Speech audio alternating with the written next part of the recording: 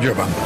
მე ნუგზარ უხაძე ვარ და ჩათვალეთ, რომ დღევანდელი გადაცემა პირდაპირ ეთერში, როგორც ყოველთვის, არის გაგრძელება იმ დიდი საზეიმო განწყობისა, რომელიც თბილისს, საქართველოს და რა თქმა უნდა ისრაელს მოუტანა იმ 26 საუკუნოვანმა იუბილემ, რომელიც წინა კვირაში გადავიხადეთ ყველამ ერთად.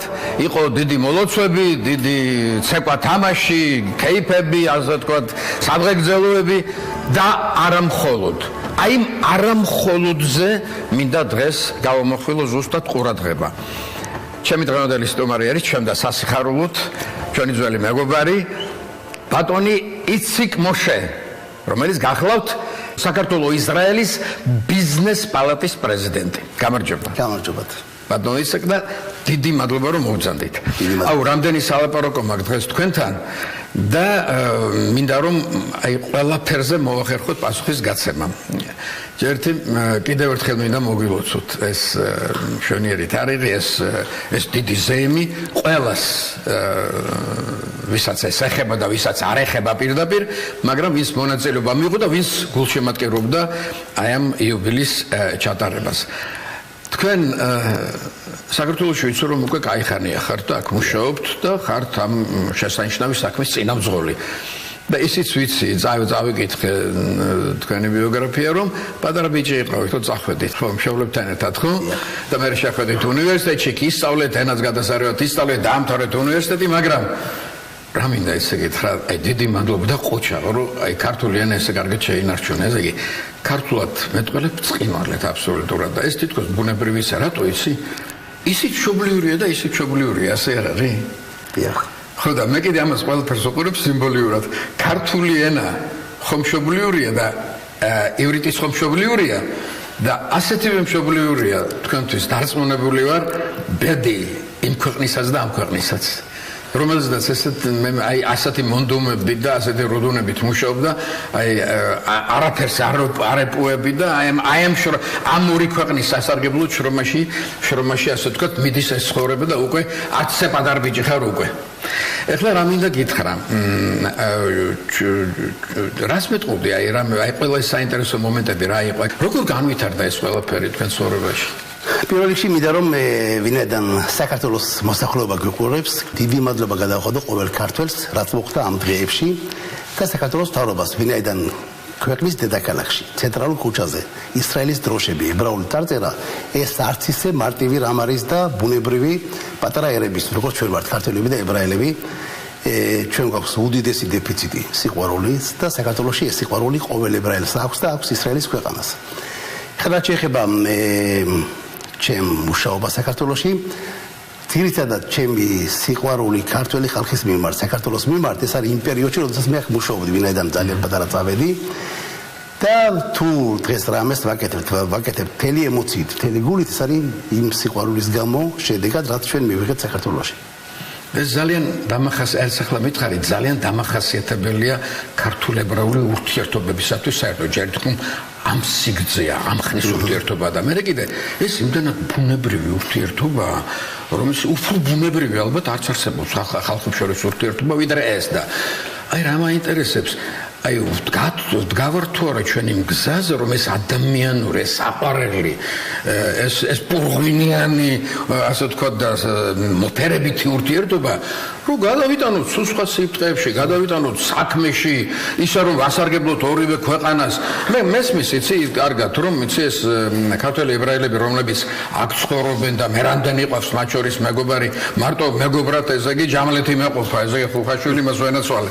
ხო და იქაც ასე ვთქვათ რამდენია წასული. მე მესმის ეს მისვლა, მოსვლა, ეს ასე ვთქვათ გულის აჩუყებები, ეს სიმღერები, ეს ცეკვა თამაში ერთად ეს ძალიან გასაგებია, ძალიან კარგია და ბუნებრივია.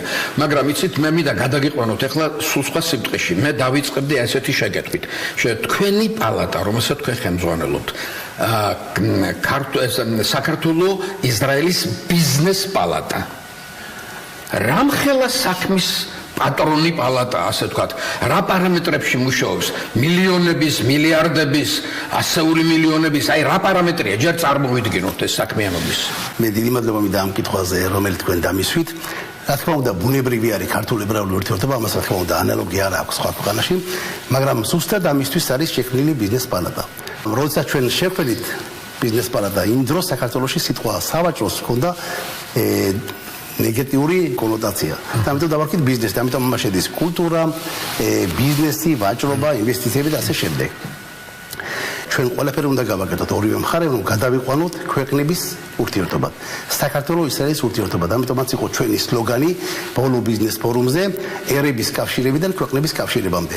ჩვენ უნდა შევხედოთ სურათს რეალურად, ებრაელები არა მარტო საქართველოსდან ყოფილ საბჭოთა კავშირიდან ბრუნდებიან ისრაელში, მე ვიყავი თვითონ წარმომადგენელი ისრაელის, პირველი წარმომადგენელი ყოფილ საბჭოთა კავშირში.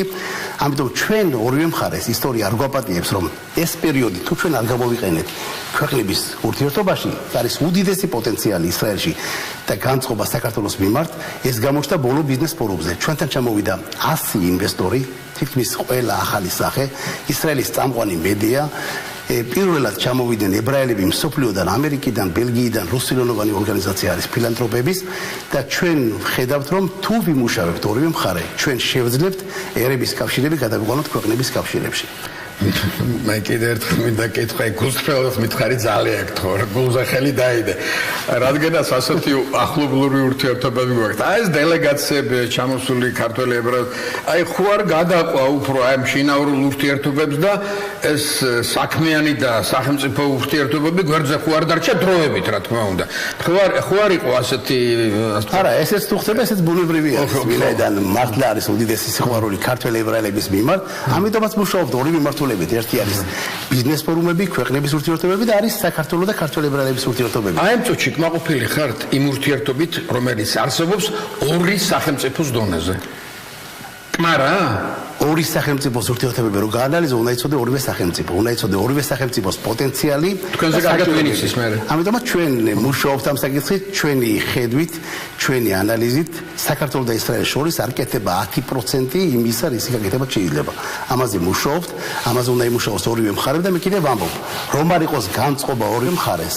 მე ამას არ ვიტყოდი, ვინაიდან არის განწყობა ისრაელში დღევანდელ დღეს. როდესაც ჩამოდის წამყვანი პრესა, რომელიც ამბობს ისრაელში, რომ არ ჩახვიდეთ აღმოსავლეთ ევროპაში, ვინაიდან იქ პოტენციალი არ არის, ჩამოდით საქართველოში.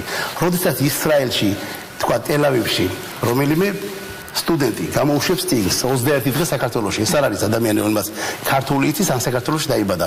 ეს არის უკვე დიდი ნიშანი, რომ ისრაელში სხვა მოვლენები დაიწყო და ამის გამოყენება საჭირო იმისათვის, რომ ჩვენ შევძლოთ, რომ ეს კამერის ზუმი უთვა გავაფართოვოთ. მე მგონი ჩვენი გადაცემის მიზანიც ეს არის, რომ უფრო დიდი ზუმით შევხედოთ, რა ხდება ისრაელში. აი ზუსტად ეს მინდა რომ გავიგო კარგად. აი ქართულ ებრაული ბიზნეს ურთიერთობები. ბოლოს და ბოლოს რას ნიშნავს ეს?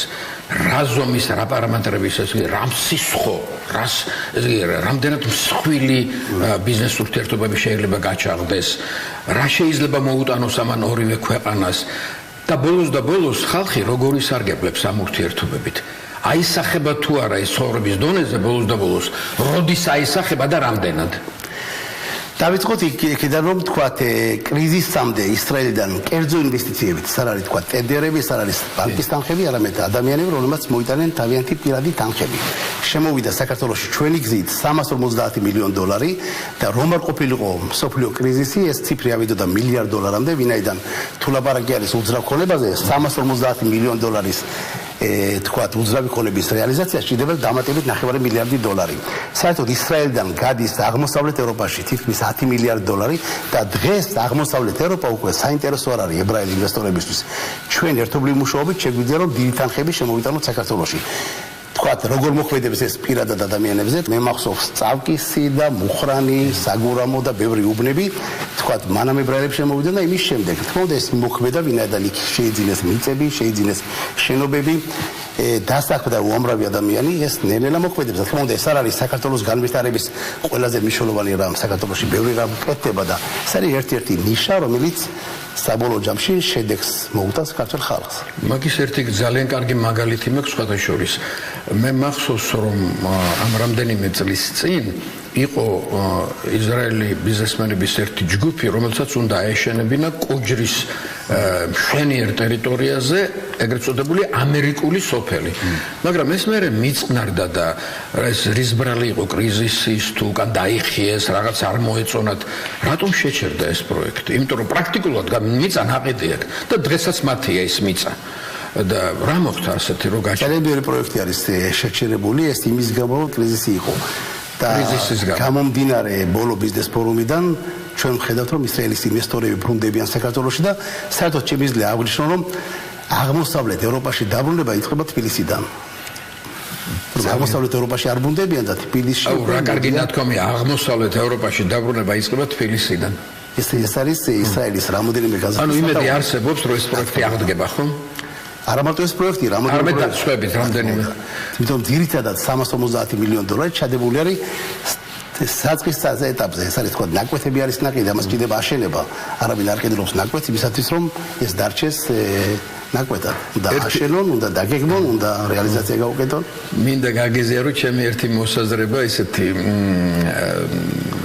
რაც შეიძლება ორივე სახება საქართველოსაც და ისრაელსაც. ისი რა, როდესაც მე ვფიქრობ ისრაელზე რო ორ ქვეყანაზე და მის წარმატებაზე, თანაც ისტორია მიცის თუ რა ქარცეცხლშია გამოვიდა და დღესაც რა დაძაბულ ვითარებაში ცხოვრობს ისრაელი და აი დაძაბულ ვითარებაში მაშინ როცა სალხელში მართლა უკავია იარაღი და მეორეში ასე ვთქვათ უკავია კალამი კალმისტარი და უკავია ესე იგი ასე ვთქვათ ფული რომელსაც ესე იგი ბიზნესი უნდა გააკეთოს და ახდენს ძალიან დიდ გავლენას მსოფლიო მასშტაბით თავისი ბიზნესით აი მე აქ უკვე იმედი მესახება რომ თუ ისრაელი და საქართველო რა თქვა ერთი ზომის ქვეყნებია ხო? არა პატარა განსხვავება ძალიან ორივე ითვლება მცირე ქვეყნად ასე ვთქვათ ზომით აი თუ კი ისრაელმა შეძლო ეს და მიუხედავად იმისა რომ ახლა ისრაელ ძალიან დიდი ლობი ყავს ცი მსოფლიო ებრაელობა რა თქმა უნდა ძალიან დიდი ლობია ისრაელისთვის და ძალიან დიდ მხარს უჭერს ესე იგი ამ ქვეყანას გასაგებია ეს მესმის რომელიც საქართველოს არ აქვს არ გააჩნია მაგრამ მიუხედავად ამისა მე მაინც ოპტიმისტურად ვარ განწყობილი რომ ისრაელი არის ჩვენთვის ძალიან კარგი მაგალითი იმისა რომ ჩვენ ყველაფერი შეგვიძლია თუ შეძლეს თუ მათ შეძლეს ჩვენს ალბათ შეძლეთ მით უმეტეს თუ ჩვენს გვერდით იქნებიან აი რა მაინტერესებს აი როგორ გუნია ქართულ ის ებრაული ბიზნეს სტილი იმოქმედებს თუ არა გავლენას კეთილ გავლენას ქართულ ბიზნეს სტილზე და მის რეალურ ასე ვთქვათ მოქმედებაზე მის რეალურ სიმძლავრეებზე და როგორ რა მექანიზმებით იმოქმედებს განათლების დონე ორივე ქვეყანაში არის ძალიან მაღალი. მე საერთოდ მინდა დავიწყო საქართველოსთან. თქო, ვიმადლობა რომ ისრაელის ღირსებები აღნიშნეთ, მაგრამ მე მინდა საქართველოს შევხედო სხვა თვალით, ან გარედან. საქართველოში ცხოვრობს განათლებული ხალხი და ქართველ ადამიანს უნდა კარგი ცხოვრება. ეს ორი პარამეტრი საკმარისი არის, რომ საქართველოს შეიძლება დღეს არა, მაგრამ ხვალ მიაღწიოს ყველა სიმაღლეს. განათლება, სურვილი. თქო, ამას შეიძლება ერთ საათით ადრე ადგომა, მაგრამ ეს ორი პარამეტრი არის აუცილებელი და საქართველოში ეს არის. რაც შეეხება მაგალითს ისრაელში არის ძალიან ბევრი სფერო, რომლის გადმოტანა შეიძლება საქართველოში, მაგალითად, მაღალი ტექნოლოგიების და სტარტაპების განვითარება. საქართველოში შეიძლება ერთ-ერთზე აიღო ისრაელის მოდელი გადმოიტანოს საქართველოში. იმიტომ რომ ამას არჭირდება დიდი ინდუსტრია, ამას ჭირდება ადამიანები, რომელსაც აქვთ სხვა თავი, სხვა ხედვა, რაც საქართველოში არის. ბევრი მოდელი შეიძლება ისრაელიდან გადმოიტანოს საქართველოში. მაგალითად, ისრაელი პატარა ქვეყანაა, მიუხედავად იმისა, რომ ომები, ურთულესი საკითხები, ისრაელ-არაბული კონფლიქტი, ისრაელ-პალესტინის კონფლიქტი, მაგრამ დღევანდელ დღეს თუ ავიღებ ჩვენ GDP-ს ერთ ადამიანზე შემოსულ პროდუქტს, ან შექმნილ პროდუქტს, ეს არის უფრო დიდი, ვიდრე SNG-ს ყველა ქვეყნები ერთად, რუსეთი, უკრაინა, საქართველო, აზერბაიჯანი და უზბეკეთი. ეს არის შექმნილი მუშაობის შედეგად. რა გამოდის, იცი? რომ ბედმა და იღბალმა ძვირფასო იციქ ძალიან დიდი რაღაც გარგუნა ანუ პრაქტიკულად მოქცა ისტორიული როლი რომ ისე განვითარდეს ისე შეუწყო ხელი ამ ორი ქვეყნის საქმიანი ურთიერთობის განვითარებას აი პირდაპირ თქვენი საკუთარი საქმეა ხო ამას აკეთებთ ანუ ისტორიის წინაშე შეიძლება ძალიან დიდი პასუხისგებლობის წინაშე აღმოჩნდე. არ გეშინია მზად ახარ, შეგიძლია, მართლა შეგიძლია ესე იგი ამის დაგვირგვინება და მშვიდობი დამთავრება. კითხვის დროს ვფიქრობდი და გავიხსენე რამოდენიმე მომენტი. ბევრჯერ ხდება ცხოვრებაში, რომ შეიძლება მუშაობდე რომელიმე სფეროში და ხედავ რომ რაღაც საკითხს თუ თქვენ ვერ გააკეთებს, სხვა არ გააკეთებს. იმიტომ რომ საქართველოს საელჩო წარმოადგენს საქართველოს ისრაელში და ისრაელის საელჩო წარმოადგენს ისრაელის ინტერესებს საქართველოში და ბევრჯერ ხდება ცხოვრებაში, რომ შენ გაქვს პოზიცია ამბობ რომ მე თუ ეს ვერ გავაკეთე, ან არ გავაკეთე, ეს არ გაკეთება. მე მაქვს ეს შეგრძნება, მე მქონდა ეს შეგრძნება ომის შემდეგ. და მე ვიცოდი რომ თუ მე არ წავიყვანე ქართველი დაჭრილები ომში ისრაელში სხვა ამას არ გააკეთებს. მე მაქვს შეგრძნება ყოველ დღე, როდესაც მე ხვდები ძალიან ბევრ ქართველ ბიზნესმენს. მე თუ არ დავაკავშირე ისრაელთან უანგაროდ როგორც აკეთებს საქართველოს ისრაელის ბიზნეს პარადა, სხვა ამას არ გააკეთებს.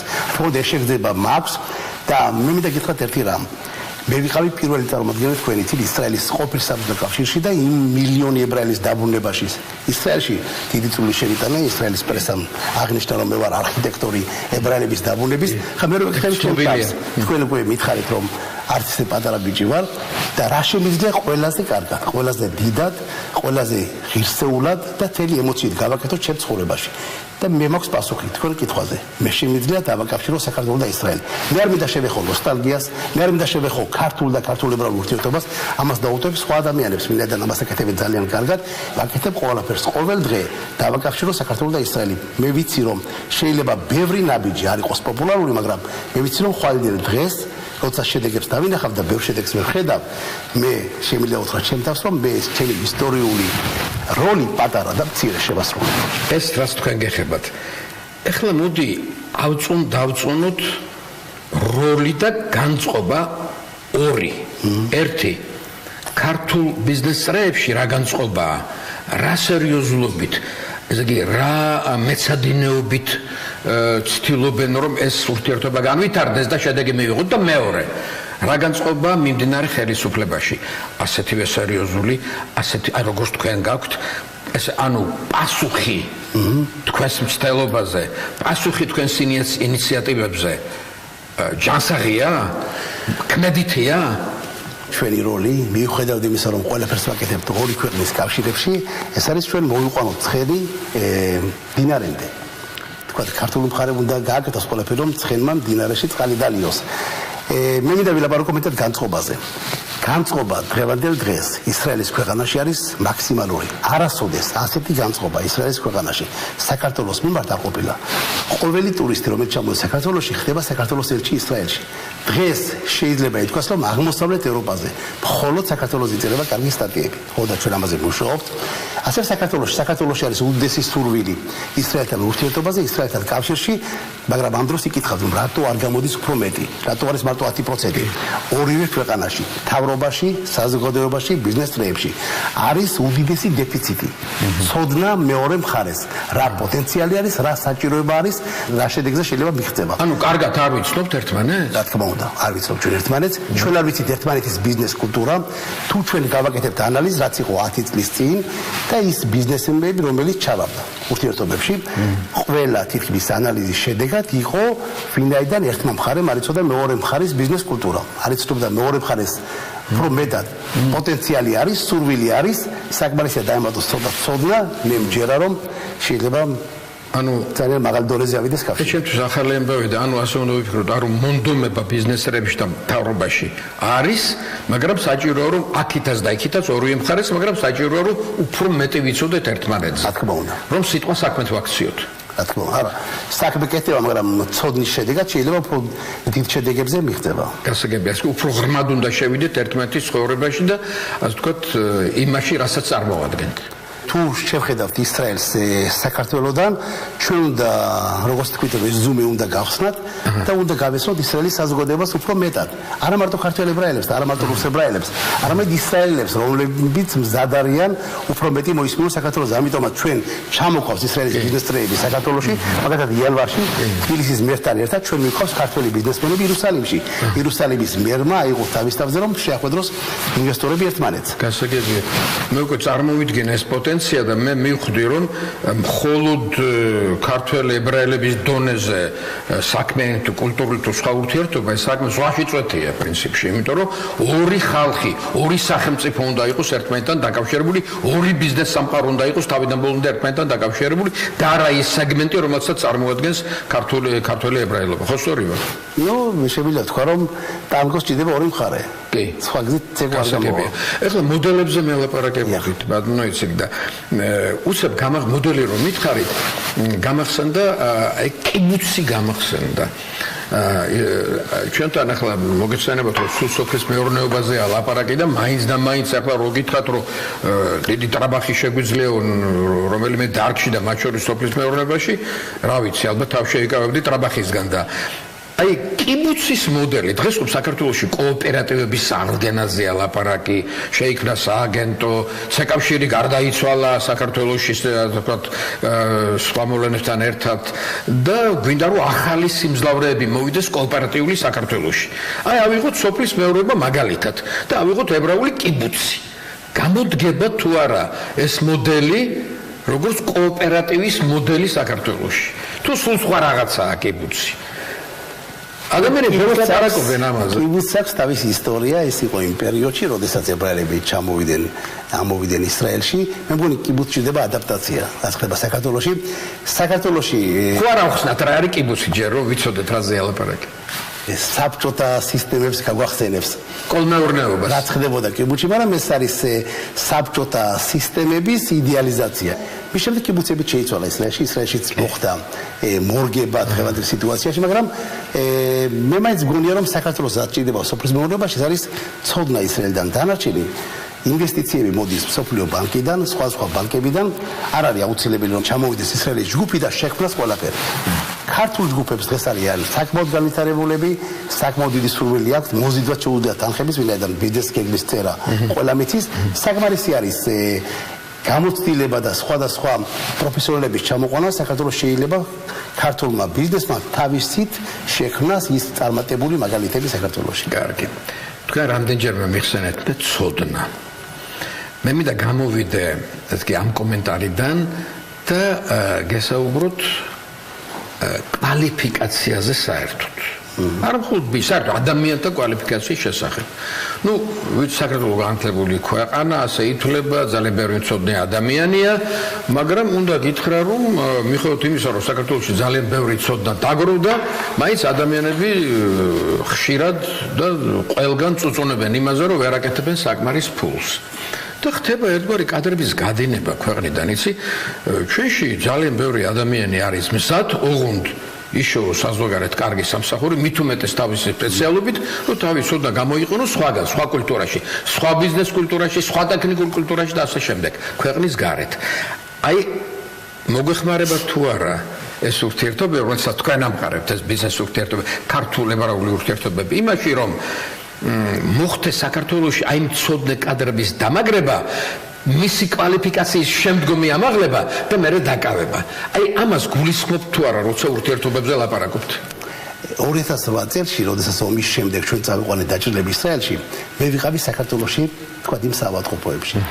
საქართველოში თითქმის ტექნიკა იყო არანაკლებ დონეზე ვიდრე ისრაელში. იმ პერიოდში. ექიმები არანაკლებ დონეზე იყვნენ. მაგრამ მიუხედავად ამისა, იქ უფრო კარგად კურნალობდნენ, ეს ერთი. საქართველოში, როდესაც იყვნენ ებრაელი ახალგაზრდები, იმ წრეებში, ქართულ წრეებში არ იყვნენ წამყვანი ექიმები, ხო? ჩავიდნენ ისრაელში და ისრაელში სადაც არის მედიცინა სუპერ დონეზე, არიან წამყვანი ექიმები. ეს არნიშნავს, რომ საქართველოში განათლება არ არის, ან ცოდნა არ არის, ან ტექნიკა არ არის. შეიძლება სხვა რამე აკლია, მე არ მინდა კრიტიკული ვიყო, მაგრამ აკლია, რაშია საქმე? შეიძლება კრიტიკული მითხარი, რომ მინდა ვიცოდე. ძალიან ძნელი არის გადაცემა შეს ყველაფერი გავაკეთოთ, მაგრამ მე მინდა ვთქვა, რომ საქართველოში ცოდნა არის. ტექნიკაც არის, შეიძლება რაღაც სხვა საკითხები არის, შეიძლება მენეჯმენტია, შეიძლება მართვა, შეიძლება ბევრჯერ ბევრ სფეროში. ცოტა დეფიციტია ქვეყნის სიყვარულის. აბა რატომ ესმის ასე ხშირად არ ვისარჭირდება ესე იგი ჩემი ცოდნა არავის არ ჭირდება ყოველთვის ფეხის ნაბიჯზე ესმის ხოლმე იქნება ანამადიან შეიძლება ადამიანებს თავენ თავზე რაღაც წარმოდგენა აქვთ ისეთი შეუსაბამო და ამიტომ ამბობენ ამას მაგრამ ჩემი შეკითხვა ამაში იყო არის თუ არა იქნება თუ არა შეუძლია თუ არა ისრაელის მხარეს რომ ამ კვალიფიკაციის ამაღლებაში საქართველოს გაუწიოს დახმარება მაგალითად საინფორმაციო ტექნოლოგიებში მაგალითად რომელიც ისრაელში ძალიან განვითარებულია არსებობს ასეთი პროგრამა ისრაელის საელჩოში მასშტაბის სადაც ყოველ თვეში მიდიან სტუდენტები ახალგაზრდები ისრაელში რომ კვალიფიკაცია აიმაღლონ ეს ხდება უანგაროდ ეს ხდება ძალიან ბევრ სფეროში საქართველოს ისრაელის ბიზნეს პალატა მზად არის თქვათ რამოდენიმე სფეროში ისრაელში დააკავშიროს აიყვანოს ახალგაზრდები და კვალიფიკაცია აუმაღლოს ეხლა გავიხედოთ პერსპექტივაში მე ვარ თქვენზე უფროსი ერთი თაობით თაობები რომელიც უკვე რაღაცებს წყვეტენ სერიოზულს თქვენზე უმცროსია უკვე იმიტომ რომ თქვენც რაღაც უკვე ასე ვთქვათ სიჭარმაგეში ხართ აი მოხდება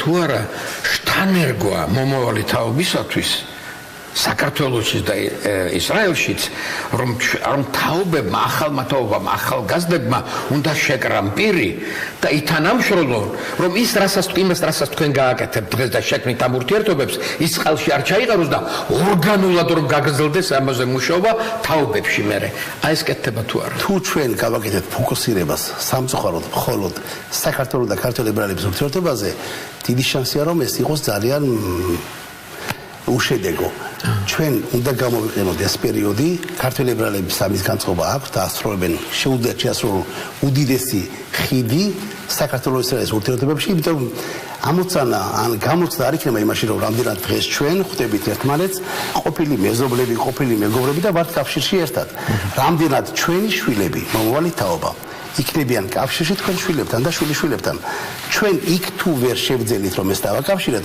მე მგონი რომ ამ ურთიერთობას დიდი მნიშვნელობა არ ექნება ჩვენ ეს უნდა გავაკეთოთ ჩვენ უნდა გავაკეთოთ ყველაფერი რომ მომავალ თაობებს ვასწავლოთ ამ ორი ქვეყნის ორი ხალხის ურთიერთობა ანუ ამ ორგანიკაზე ფიქრობთ რა თქმა უნდა არ იყოს გაგებული რომ ხა მე რაიმე კრიტიკა მაქვს საქართველოს და ქართველ ებრაელების ურთიერთობაზე პირიქით ეს არის უდიდესი რამ და რაც მოხდა ამ დღეებში ეს არის მართლა ისტორია მაგრამ არსებობს თქვა ისრაელი და არსებობს სოფლიო ებრაელობა შეიძლება ორი ადამიანის კავშირი ქართველი და ქართველი ებრაელის რაღაც მომენტ შეიძლება არ იყოს საინტერესო ისრაელში ან სოფლიო ებრაელობაში არსებობს თქვენი თვით რომ შინდლერი ვალენბერგი ადამიანებს რომელსაც აქვს დაფსახურება სოფლიო ებრაელების მიმართ ეს არის ყოველდღე ებრაელების თემა თქვენ ცხოვრობთ ამერიკაში ჩვენ გამოვუშვით წიგნი ქართველი შინდლერებზე ეს არის 4 ქართველმა რომელმაც გადაარჩინეს ებრაელები უნდა იცოდეთ რომ აი ეს თემა არის საინტერესო ყოველი ისრაელისთვის ყოველი ებრაელისთვის ისევ ამერიკაში ხა ჩვენ ვაპირებთ იუბილეს 25 წლის ალია საქართველოს ისრაელი და სოფლიო ებრაელობა სადაც ჩვენ გავუშვებთ ფილმს ქართველ შინდლერებზე არის საკითხები რომელიც შეიძლება იყოს საინტერესო ზუსტად მომავალ თაობისთვის მე მინდა იცოდეს ჩემმა შვილმა და შვილიშვილმა რომ არის ქვეყანა რომელიც არის მისი მეგობარი ეს არის ქვეყანა სადაც მას შეუძლია კავშირები გააგრძელოს ასეთი ფუფულება ჩვენ არ გვაქვს ყველგან ჩვენ პატარა ერები ვართ არ პატარა ქვეყნები ვართ დიდი ერები მაგრამ ასეთი ფუფულება ჩვენ არ გვაქვს რომ შეიძლება არ იყოს ფრანგთან გერმანელთან ამიტომ ჩვენ ყველაფერი უნდა გავაკეთოთ რომ ფოკუსირება იქ გავაკეთოთ ეს ზუმი გავხსნათ რომ ჩვენ შეგვიძლია ისრაელებს უნდათ კავშირი მეგობარ ქვეყნებთან. ბატონო, გეტყვით გულწრფელად რომ ისეთი კეთილი შეგრძნებით განვიცდი ყველაფერს იმას, რასაც მეუბნებით. რატომ იცი? რაღაც აი მჯერა თქვენი გულწრფელობის და მჯერა რომ აი მართლა გინდა თუ რაღაც გააკეთო და რაღაც ისეთი იმედი წარმომეშვა რომ აი ეს ორგანული ურთიერთობები, რომელსაც ესე იგი თქვენ ახლა ცდილობთ რომ შექმნათ ამ ორ სახელმწიფოს და ამ ორ ხალხს შორის, მართლა აი ასე მგონია რომ მართლა გაამართლებს. ესეთი შეგრძნება მომეცით თქვენ ამ საღამოს და აი გარდა იმისა რომ ეს ზეიმი იყო წინა კვირაში დამდენი რაღაც მოხდა ეს 20 ხელშეკრულება ეს ამდენი ღონისძიება თქვენი გამოსვლაც ნახე ყველაფერი და ამდენი სტუმარი ჩამოსული და ეს დიდი ზეიმი იყო ეს დიდი ფორუმი ხო აი მომავალში რამე დიდი მსხვილი გათვალისწინებული არამე მოხდება თბილისში ისეთი საინტერესო მე მგონი კი რა ესე იგი მე ჩვენ ვაპირებთ დეკემბერში ჩამოვიყვანოთ სოფლიო ებრაელების ლიდერები ჩვენ ებრაელების ლიდერები კი ეს არის თქვა აიპაკი ჯესტრით თქვენიც ეს არის ისრაელის ლობი მსოფლიოში ჩვენ გვინდა ჩამოვიყვანოთ სამთავრობო დელეგაცია ვევლაპარაკობ არაქართველ ებრაელებზე მსოფლიო ებრაული სააგენტოს ლიდერები ახლა დეკემბერში ამ დეკემბერში მაგრამ მე მინდა გითხრათ ერთი რამ აი მაგალითად მათთვის ეს არის 25 წლის ზეიმი ეს არ ეხება მარტო საქართველოს ებრაელების დაბრუნება ისრაელში მაგრამ მე ამ ზეიმის ვაქცევ სხვა ფორმატში ეს არის საქართველოს ისრაელი და მსოფლიო ებრაელობა უნდა იცოდე რომ საქართველოს შეასრულა უდიდესი როლი პირველი რომ იყო პირველი ქვეყანა რომელმაც გახსნა კარები მსოფლიო ებრაულ სააგენტოსთვის საქართველოს იყო პირველი ქვეყანა რომელმაც გახსნა კარები ამერიკულ ორგანიზაციისთვის ჯოინტისთვის მე მინდა შეგახსენოთ როდესაც პამიატი იყო ასეთი ორგანიზაცია რომლებიც ემუქრებოდნენ 5 ოქტომბერს ყველა ებრაელის დახოცვას რუსეთში საქართველოს მთავრობამ იმ პერიოდში ზად იყო რომ ებრაელები ჩამოსულიყვნენ საქართველოში დაბრუნებულიყო ისრაელში ისევ შევარდნაძეს აქვს უდიდესი დამსახურება რაც შეეხება ებრაელების დაბრუნებას ისრაელში და აი ეს მომენტები საკმარისია იმისათვის რომ ყველა ებრაელმა ნიუ-ჯერსიში ბელგიაში, ევროპაში და ისრაელში იცოდეს რომ მაგენი ვალში არიან საქართველოს მიმართ. მე მინდა რომ ეს დეკემბერში მოხდეს. ამიტომ ჩვენი თითბო შეიძლება ჩვენ გადავაქციოთ ისევ ჩვენი შეხვედრებისთვის, გავაგზავნოთ ეს ყველაფერი რომელიც ძალიან მნიშვნელოვანია, მაგრამ შეგვიძლია ეს დავანახოთ სოფლიოსთან. აი ეს ასეთი ფორუმები, რომელიც დეკემბერში უნდა ჩატარდეს. ეს პერმანენტულ ხასიათს ხომ არ მიიღებს თბილისში? მოხდება ხოლმე ასეთი რაღაცა მუდმივად? როდესაც მე ვლაპარაკობდი ამ მიღწევებზე ისევ ისრაელის პარლამენტში და იქ იყო შეხვედრა ვინც არის ალიის საკითხებში მსოფლიო ებრაულ სააგენტოსთან თქვენს რომ ნუ კარგია მაგრამ დღევანდელ დღეს ისრაელს აქვს კავშირები სხვა ქვეყნებთან და როდესაც ლაპარაკი იყო რომ ჩატარებული იყო ასეთი 20 წლის იუბილე რომელიმე ქალაქში მე არ მინდა თქვა არც ქვეყანა არც ქალაქი მათ მიიღეს უარი და ჩავატარეთ საქართველოში 20 წლის იუბილე მსოფლიო ებრაელობის მუშაობა ყოფილ საბჭოთა კავშირში ჩატარდა თბილისში. მე ვამბობ რომ ასეთი მომენტები შეიძლება იყოს სუსტად ის საფუძველი ჩვენი მომავალი კავშირებისთვის. ჩვენ ვლაპარაკობდით ისე მაგათაც მშვიდობის ფორუმზე. ისრაელის პარლამენტში არის მშვიდობის კომისია, რომელიც მუშაობს ისრაელ-არაბულ კონფლიქტთან დაკავშირებით. და ჩვენ ვიყავით რამალაში, წინა თვეებში, ეს იყო ბოლო კრიზისამდე და დაგეგმილი იყო დავოსში ფორუმი მსოფლიო პრესის როლი ისრაელის არაბულ კონფლიქტთან დაკავშირებით. ჩვენ წამოვაყენეთ საკითხი რომ რატომ დავოსი, როდესაც შეიძლება თბილისში. დავოსში რო შეიძლება თბილისში და მე მინდა გითხრათ რომ ისრაელის პარლამენტში. და ისევ რამალაში გადაწყდა რომ თბილისი იქნება ადგილი მომავალ წელს, სადაც ყველა შეხვედრა მოხდება აქ. საქართველოს იქნება მასპინძელი ქვეყანა და პირველ ფორუმისთვის, რომელიც არის მსოფლიო პრესის როლი, ჩაიწერა მსოფლიოს პრესის ყველა წარმომადგენელი და მინდა გითხრათ რომ როდესაც არის ლაპარაკი ფორუმზე და ჩამოდის მსოფლიო პრესა იქ 2 საათის შემდეგ ეს თემა არ არის საინტერესო.